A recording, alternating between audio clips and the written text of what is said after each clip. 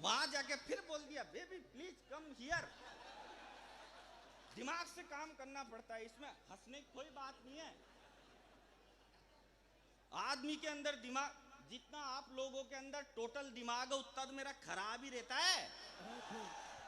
मैं तो भाई साहब एक बात बताऊं, मैं एक दिन एक दुकान पे गया, मैंने दुकानदार से कहा, मैंने कहा एक काम कर 5 किलो गेहूं दे। तो बोला किस में लेके जाएगा? मैंने कहा यार ये थैला लेके आया, इसमें लेके जाऊंगा। उसने थैले में 5 किलो गेहूं डाल दिए। मैंने कहा एक काम कर 5 किलो चावल भी दे। बोला ये किस में लेके जाएगा? अरे मैंने कहा ये थैला लेके आया ना, इसमें लेके जाऊंगा। बोला इसी में? हाँ। मैंने कहा तू तो इसी में मिक्स कर दे, मेरी लुगाई फ्री है, बीणती रहेगी, तेरे को किस बात की टेंशन? उसने मिक्स कर दिए भाई साहब। मैंने कहा एक काम कर 5 किलो बाजरा भी दे। वो बोला ये किस में लेके जाएगा? अरे मैंने कहा तू तो मिक्स कर देना, मेरी लुगाई बीन लेगी, तारा काई बात की टेंशन? उसने तीनों एक में मिक्स कर दिए। अब जैसे ही मैं थैला उठा के जाने लगा तो बोला भाई साहब पेमेंट। मैंने कहा पेमेंट अगली साल। तो बोला मैं उधारी में धंधा नहीं करता। मैंने कहा नहीं करता तो तेरा माल तू पकड़, अपने को किस बात की टेंशन यार। दिमाग से काम करने पड़ते हैं। आदमी के अंदर भाई साहब दिमाग होना चाहिए। सब फालतू लोग बावड़े हो रहे, पाकिस्तान में बावड़े हो रहे। बोला पाकिस्तान, देखो मैं बाबा एक बात बताऊं, ये पाकिस्तान का है ना, ये योगी जी मोदी जी कुछ भी नहीं बिगाड़ सकते। हिंदुस्तान में केवल एक ही आदमी है जो पाकिस्तान को 5 मिनट में सल्टा सकता है, और उस आदमी का नाम है परम पूजनीय राहुल गांधी। क्योंकि जिसने 100 साल पुरानी कांग्रेस को सल्टा दिया, उसको खा लग रहा पाकिस्तान, उसको दो ना यार टेंडर, दे ही नहीं रहे। अच्छा मोदी जी अपने, देखो मैं आपको बता दूं, मैं किसी भी राजनीतिक पार्टी का आदमी नहीं हूं, न मैं भाजपा को हूं भाई साहब, न मैं कांग्रेस का हूं। मैं तो मेरी लुगाई का आदमी हूं और किसी का भी आदमी नहीं हूं। अपने को खाई मतलब भाई। अब मोदी जी अपने बहुत बढ़िया प्रधानमंत्री, मोदी जी आजकल जहां कहीं भी भाषण देने के लिए जाते हैं तो आडवाणी जी को जरूर साथ में लेके जाते हैं और आडवाणी जी को सामने बिठा देते हैं, बिल्कुल जैसे हमने आपको बिठा रखा है। फिर कहते हैं भाई और बहनों, आज मैं जहां कहीं भी हूं सिर्फ इनकी वजह से हूं, और भाई और बहनों ये जहां कहीं भी है वो मेरी वजह से है। देखो हंसना मुस्कुराना चाहिए आदमी को, फालतू फोकट टेंशन में क्या मतलब है। अभी इसने मेरे से, राहुल ने इसने मेरे से पूछ लिया, बोले भाई साहब एक बात बताओ, ये लड़कियां मांग में सिंदूर क्यों भरती है?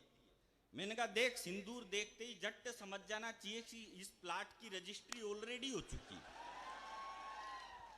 बोला फिर ये मर्द मांग में सिंदूर क्यों नहीं भरते? मैंने कहा बेटा अवैध संपत्ति, इसका कोई रजिस्ट्रेशन नहीं होता, ये तो सवाई चक भूमि, जहां भाटा पटक दे वहीं कब्जा हो जाए।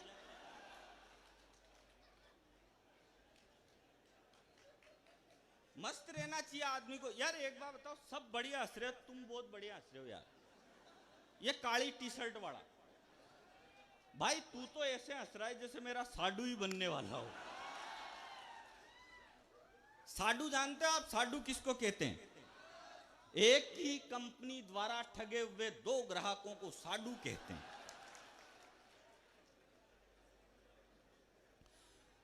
ओ मिलती थी रोज मुरारी से, पर सेटिंग थी गिरधारी से।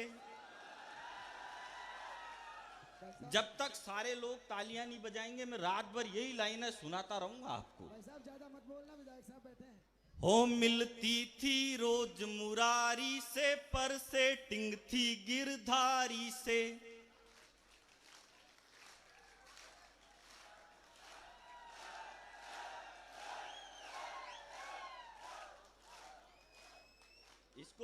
इसको बोलते पंजेरी बांटना। दिमाग से काम करना पड़ता भाई। अब फालतू में ही लोग, मैं आपको बताऊं, मैं जब 6ठी क्लास में पढ़ता था ना, मैं तब से ही दिमागदार हूं भाई साहब। मेरे से तो स्कूल में मास्टर सवाल ही ऐसे पूछता था, बता बेटा। मैंने कहा पूछो मार साहब। बोला बता बेटा, लड़की में कौन सी ई की मात्रा लगती है। मैंने कहा गुरुजी पहले तो लड़की दिखाओ। लड़की अगर अपन से बड़ी है तो बड़ी ई की लगा देंगे, बहुत खूब। छोटी है तो छोटी ई की लगा देंगे, बराबर की है तो फिर मात्रा लगाने की जरूरत ही क्या है, ब्याह करो ना यार।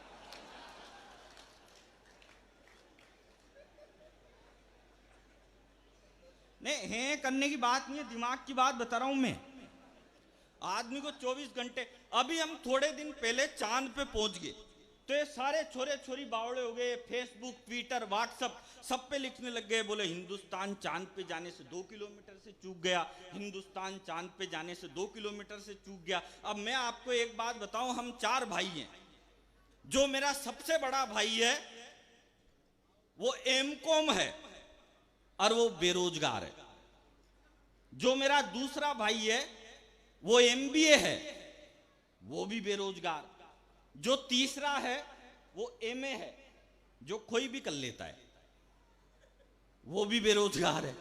जो चौथा है वो मैं हूं, और उन एमकॉम एमबीए वालों, मैं केवल 6ठी पास, और उन तीनों एमबीए एमकॉम वालों का खर्चा मैं ही उठा रहा हूं।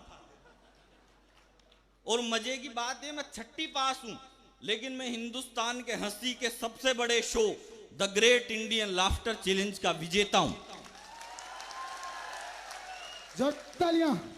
ये तालियों की बात नहीं थी, बात ये है कि अब ये बोले हम चांद पे जाने से 2 किलोमीटर से चूक गए, 2 किलोमीटर से चूक गए। जब एक बात बताओ, मेरे पिताजी को लाफ्टर चैंपियन पैदा करने के लिए 3 पड़ाव पार करने पड़े, और ये एक बार में ही बोले हम चांद पे जाने से 2 किलोमीटर से चूक गए, हम चांद पे जाने से 2 किलोमीटर से चूक गए। ट्राई तो करो यार, पहुंच जाएंगे चांद पे। ज्यादा पढ़ा लिखा होना कोई अच्छी बात नहीं है भाई साहब, क्योंकि हमारे देश में ना याकूब मेनन को फांसी हुई तो कोई भी गरीब आदमी, अनपढ़ आदमी नहीं गया उसकी फांसी रुकाने। हिंदुस्तान के पढ़े लिखे 600 लोग जिन्होंने रात को 3 बजे सुप्रीम कोर्ट का दरवाजा खटखटाया, बोले ये याकूब मेनन को फांसी मत दो। जब उसको फांसी होगी तो बोले याकूब मेनन के साथ अन्याय हुआ, याकूब मेनन के साथ अन्याय हुआ। इसको फांसी पे चढ़ाते वक्त इसको इसकी 17 साल की बेटी से नहीं मिलने दिया गया। ये बहुत दुखद बात है। ये कौन बोला? ये देश का मीडिया बोला। तो फिर उसके बाद मैं बोला, मैंने कहा एक बात बताओ रे चोटों, जो आदमी 22 साल से जेल में बंद है, उसके 17 साल की बेटी हो, यह उससे भी ज्यादा दुखद बात है। और कौन सी वेबसाइट से डाउनलोड करते हो यार? ज्यादा पढ़ा लिखा होना कोई अच्छी बात नहीं है। आप कितना भी पढ़ लिख लो, मेरे को एक लाइन पर आपकी तालियां चाहिए। आप कितना भी पढ़ लिख लो, लेकिन अगर आपको अपनी मां के हाथ की रोटी से ज्यादा स्वाद पिज्जा, चाउमीन और बर्गर में आने लग जाए तो आपका पढ़ा लिखा होना बेकार है। आज हम सब विश्व आदिवासी दिवस मना रहे हैं। मैं आपको बताऊं, हिंदुस्तान पे बहुत सारे आक्रमण हुए। अकबर ने किया तो महाराणा प्रताप ने बचाया, बाबर ने किया तो राणा सांगा ने बचाया, औरंगजेब ने किया तो छत्रसाल ने बचाया, कभी हमको शिवाजी ने बचाया, कभी हमको बाजीराव पेशवा ने बचाया। लेकिन आपको एक जानकारी देता हूं मैं, हिंदुस्तान के आदिवासियों, अपना सर ऊपर करके बात करना। इस देश में अगर सबसे बड़ा कोई हमला हुआ तो यूनान से एक योद्धा चला था, वो पूरी दुनिया जीतते हुए हिंदुस्तान की तरफ आ रहा था। पूरी दुनिया जीतते हुए वो हिंदुस्तान में चढ़ाई कर रहा था। उस लड़के का नाम था सिकंदर, जिसे पूरी दुनिया विश्व विजेता सिकंदर के नाम से जानती है। उस समय एक पंडित हुए, उनका नाम था चाणक्य। चाणक्य उस समय नंदवंश के एक राजा के पास गए। उन्होंने राजा से कहा कि सिकंदर हमला करता हुआ आ रहा है राजा जी, उससे युद्ध लड़ना पड़ेगा। तो राजा अपनी क्रियाओं में मस्त था। राजा ने कहा एक काम करो, इस पंडित को इसकी चोटी पकड़कर घसीटते हुए बाहर निकाल दो महल से। ऐसा ही किया, उसको बाहर निकाल दिया गया। उसके बाद वो चाणक्य किसी राजा के पास नहीं गया। उसके बाद उसने एक सड़क पर चलते हुए एक लड़के को उठाया। उस लड़के का नाम था चंद्रगुप्त मौर्य। और जो विश्व विजेता सिकंदर पूरी दुनिया जीतते हुए हिंदुस्तान में बढ़ रहा था, चंद्रगुप्त मौर्य ने किसी राजपूतों की सेना नहीं बनाई। चंद्रगुप्त मौर्य ने हिंदुस्तान के आदिवासियों को इकट्ठा किया और सिकंदर को इस देश से बाहर फेंक दिया। वो सिकंदर पूरी दुनिया जीता, हिंदुस्तान नहीं जीता। इसलिए सबसे बड़ी अगर लड़ाई किसी ने लड़ी ना इस देश में, तो आदिवासियों ने लड़ी। मैं उन आदिवासियों की जनता को प्रणाम करता हूं। तो इसमें कोई ज्यादा टेंशन वाली बात थी नहीं। खाए माथा बूढ़ी करे अपने। मेरे को पता है, एक बार 3 आदमी थे, तीनों को एक जज ने 100 कोड़े की सजा सुनाई। पहला अमेरिका का, दूसरा पाकिस्तान का और तीसरा हिंदुस्तान का। जज बोला तुम तीनों को 100 कोड़े मारे जाएंगे। तो तीनों बोले साहब, जज साहब 100 कोड़े में तो हमारी डूंडी सूज जाएगी, थोड़ी सेफ्टी तो दो। तो जज बोला एक काम करो, तुम अपनी अपनी कमर पे एक चीज बांध सकते हो। तो सबसे पहले अमेरिका वाले का नंबर था। अमेरिका वाला बोला जज साहब मेरे 100 कोड़े मारो, लेकिन मेरी पीठ के पीछे एक तकिया बांध दो। बांध दिया। दूसरा पाकिस्तान का था, वो बोला जज साहब मेरे भी 100 कोड़े मारो, लेकिन मेरी पीठ के पीछे एक रजाई बांध दो। उसके भी बांध दी। अब तीसरा हिंदुस्तान का। हिंदुस्तान में भी दोसा का रहने वाला, दोसा में भी कास्ट का मीणा, वो सबसे ही ज्यादा 1.5 छाना। वो बोला जज साहब मेरे 100 नहीं 200 नहीं 2000 कोड़े मारो, लेकिन मेरी पीठ के पीछे इस पाकिस्तानी को बांध दो। तो दोसा का तो बच्चा बच्चा इंटेलिजेंट होता है। तो मैं चाहता हूं कि और भी प्रोग्राम यहां पे है, आप सबका आनंद लीजिए। मैं तो आपके बीच में हूं, कहीं भी नहीं जाऊं। तो 4 लाइनें, एक मेरा उस आधा रह गया, वो पूरा कर देता हूं। कर दूं क्या? पर आपकी ना थोड़ी तालियां कम आ रही है, एक तो गर्मी ज्यादा हो रही है यार। हो मिलती थी रोज मुरारी से, पर सेटिंग थी गिरधारी से। खर्चा राजू से लेती थी, शर्माती थी बनवारी से। मिलती थी रोज। अब आया ना यार आनंद। जब हम स्कूल में पढ़ते थे तो एक टिफिन में खाते थे। हम सूखी रोटी लाते थे, पर घी का भोग लगाते थे। अब रास्ते में मिलती है तो आहें भर के रह जाते हैं। और उसके 2-2 बच्चे मुझको मामा जी कह जाते हैं। अब तालियां मेरे को आपकी अगली लाइन में चाहिए। अब रास्ते में मिलती है तो आहें भर के रह जाते हैं। और उसके 2-2 बच्चे मुझको मामा जी कह जाते हैं। वो हो गई पूनम ढिल्लो सी, वो हो गई पूनम ढिल्लो सी। हम रह गए अटल बिहारी से। मिलती थी रोज मुरा।